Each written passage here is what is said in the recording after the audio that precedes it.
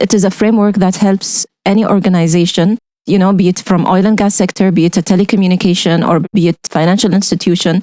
It actually helps you to identify your material topics.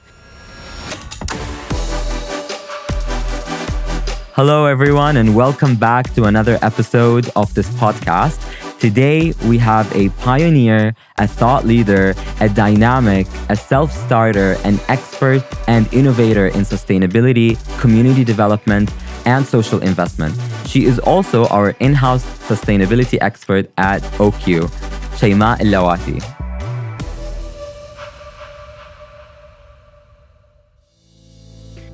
Shaima, thank you so much for joining us today. I'm so excited to have you.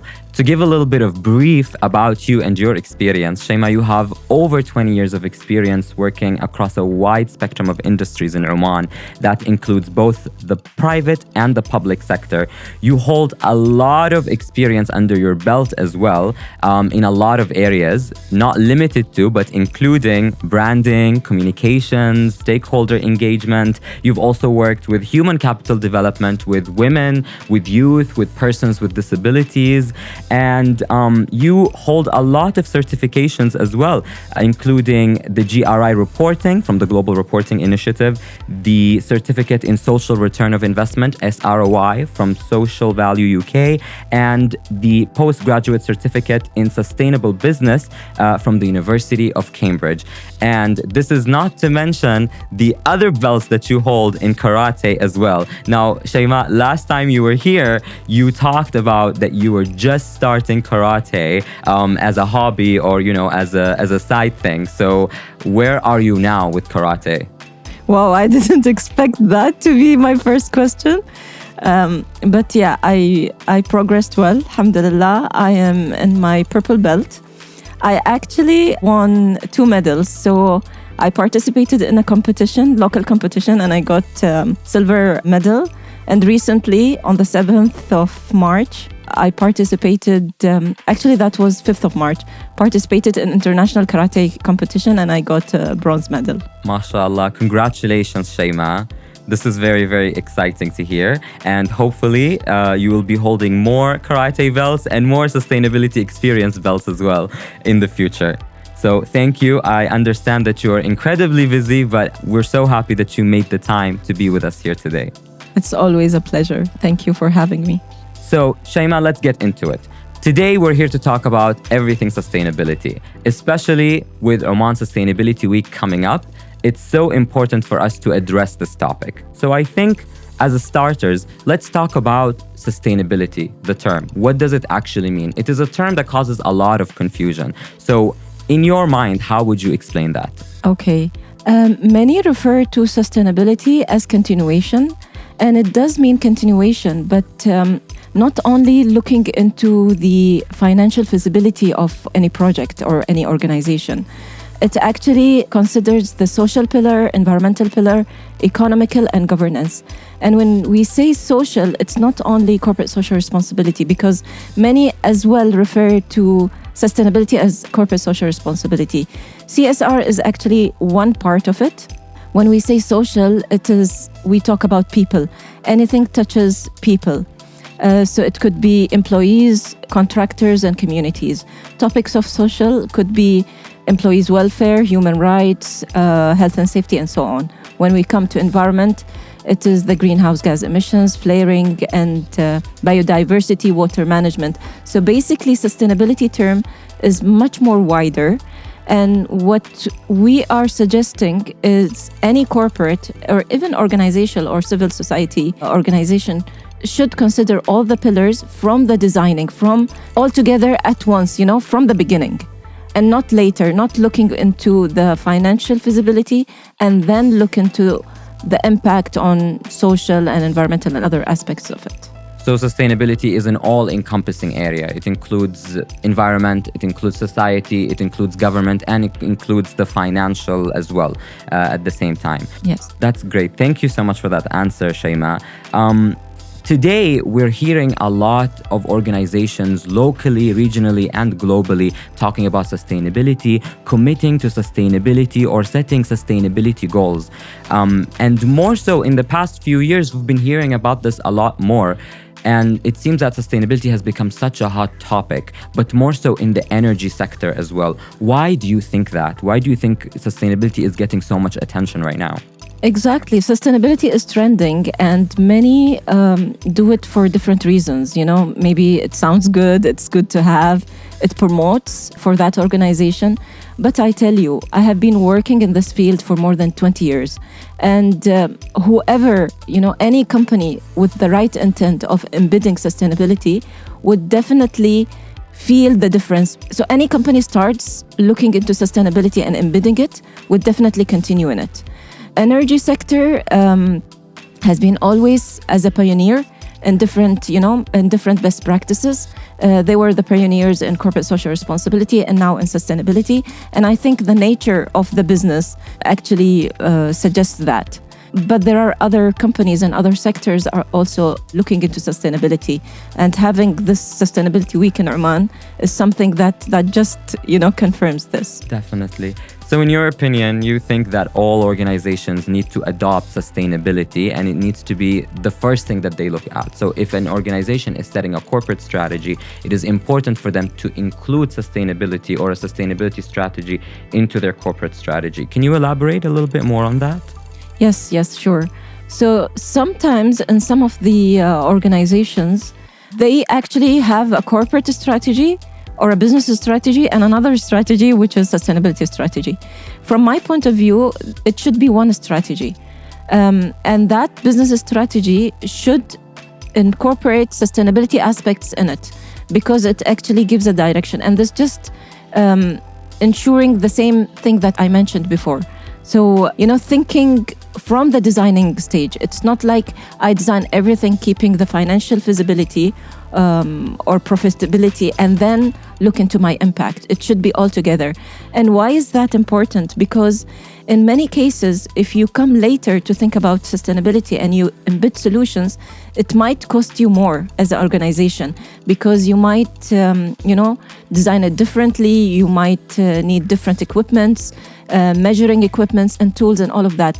And this is why some of the companies think or refer to sustainability as an add-on cost. It's never like that if you actually think of it strategically, and it may cost you sometimes more at the beginning, but long term, you would definitely see the value added to it. Another aspect I would like to mention here, we should also consider the maturity of people in the organization. So it is, again, if you want to embed sustainability, is not only the systems and the innovation solutions. It is the understanding of people and the maturity of that understanding. Great. Thank you, Shaima. You've also talked a little bit about impact of an organization. So an organization's impact will be unique to the organization itself, even though their impact could be relevant to other organizations in their industry as well. That impact can be environmental, it can also be social. How can an organization find out which areas it has the most impact on in terms of sustainability so that they can address it in their strategy? That's very good. See, this is a very important question because, yes, within sustainability, as we mentioned, it's a lot of topics. So where do we actually concentrate? So we have different methodologies, and one of the methodology is the GRI, Global Reporting Initiative, although it refers to as a reporting initiative, but it is a framework that helps any organization, be it from oil and gas sector, be it a telecommunication, or be it financial institution. It actually helps you to identify your material topics. And when we say material topics, they are the priority topics of that organization, considering the business point of view as well as other stakeholders' point of view. Again, another part of this materiality analysis is stakeholder engagement. So you give your stakeholders a voice to mention to you what are the topics that are important to them from their point of view. But again, they are all related to that specific sector. So maybe you would start with 60 plus topics, end it up in 30 topics, and then maybe 10 to 15 topics that you can concentrate. And this gives you a direction for your strategy and KPIs, in 5 years or 3 years and so on. So the stakeholder engagement and the materiality not only allows you to report on sustainability, but also it allows you to address areas in sustainability that your organization needs to address as well. Definitely. See, it works on both ways. So you need to know where your position as a company is. So you cannot have a strategy if you don't know where you're standing. So this tool helps you to measure a set of data. And in many cases, you may not have all the data that it is required, but it is a journey. Sustainability is a journey. So when you start somewhere, you would actually know that this is your position right now, but at least you have a direction and a clear roadmap for where to head in future. Exactly. And you've talked about data. So let's talk a little bit more about data and data in sustainability and reporting. A lot of organizations today are producing a sustainability report, an annual sustainability report. What can you tell us about the sustainability report and why is it important for an organization to have a solid sustainability report as well? Okay. Again, many from the different, exercises that I used to be involved in, many companies think of sustainability report as a promoting tool for their efforts. Okay, it is like that, but it is also a tool that helps any organization to know the status of their sustainability, the status of data.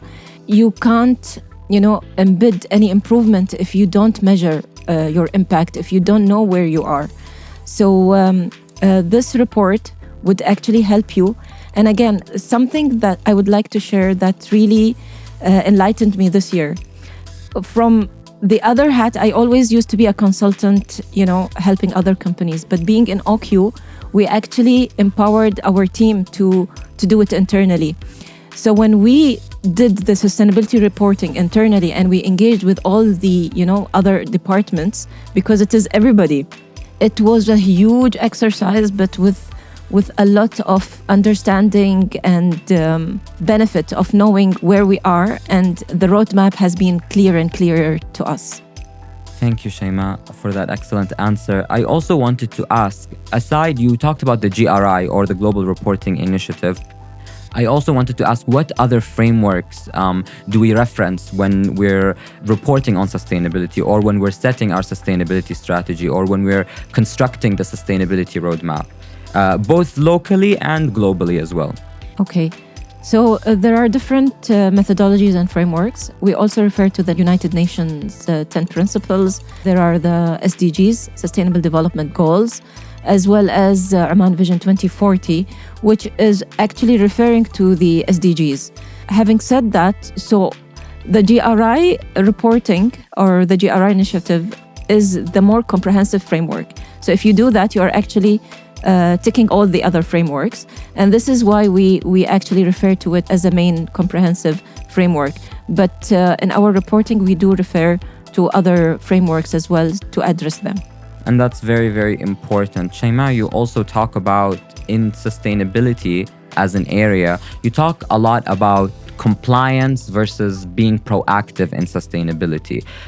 Would you like to shed a little bit more of light on that? Why is it important to not only be compliant in sustainability, but it's also important to be proactive as an organization? Okay, see, every company has to be compliant with all the regulations and laws in the company. But if you want to lead in the market, you have to go beyond compliance. And here where I actually link sustainability to business excellence. So if you want to be at the level of compliance, you would do your business. But if you want to lead in the sector, then sustainability is your thing. And it is like, I work with different teams in Ookyo, and we refer to it sometimes as business optimization, business excellence. We have different teams, and we have sustainability as well as the continuous improvement teams. We are all looking within the same aspects, embedding practices that helps the organization move from compliance level to the excellence, and saving and having long-term positive impact with minimum adverse impact. Exactly, Shaima. And here I think there is a concept of collaboration in order to maximize and achieve sustainable development, not only within an organization, but I also believe across different organizations within a sector or across different sectors as well, which leads me back to Oman Sustainability Week. Why is it important that different organizations kind of not only showcase what they're doing in sustainability, but also to collaborate in achieving sustainability globally and regionally and locally as well? Okay, this is very, very good point, because again, within sustainability, and I think this is true even in other aspects, it is suggested not to reinvent the wheel. Many companies, and we already talked about the energy sector and how it is leading in embedding sustainability. So there are best practices, and we refer to them as best practices because they keep on changing or improving. So if we share our practices and we can learn from each other, then it is faster. We can achieve sustainability faster. Another thing that is important, it is the shared knowledge. I can't be successful if I don't share my knowledge. And it is a fair game, When you share your knowledge, it won't make you behind. It is so beautiful to see when you actually share your knowledge, you are enabling yourself and you are enabling others as well. So we are all in the same game. And this is another good aspect of sustainability. We can excel together, and each is unique in its own way. And this is where I think partnerships are very important, and it is the cross-sector partnership. So it is not only business to business, it is business with government, with the civil society. And we always, in any project, we always suggest to have the cross-sector partnership because we excel together. Rightfully said, Shaima. After all, the 17th goal of the SDGs is partnership to achieve those goals at the end of the day. Shaima, in true fashion of our podcast and of your last session here, we're going to play a hot 5-question round. So I'm going to ask you questions really quickly and you have to answer them from the top of your head. All right? Okay. You ready? Ready. Okay. So question 1, beach or city? Definitely beach. Of course. What is your favorite color? Question 2. I have 2 favorite colors. Red for the cars and items, and black when I come to dress up. I love black. Fair enough. Question 3. What is the first thing you do in the morning? Hug my kids. Of course. Question 4. What is your go-to snack? Ice cream. Do you have a specific flavor that you love? Strawberry. Okay, very nice. And lastly, if you could only work on one SDG for the rest of the year, which SDG would you choose? This one is more personal rather than it's linked to corporates. And it is about, zero hunger.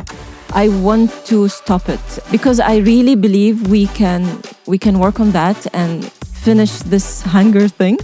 And yes, that would be my priority. Fair enough. Very inspiring. Thank you so much, Shaima, for being with us today and for giving us your time and your valuable thoughts as well. Looking forward to seeing you in another episode. Thank you so much, Zubair. I really had fun.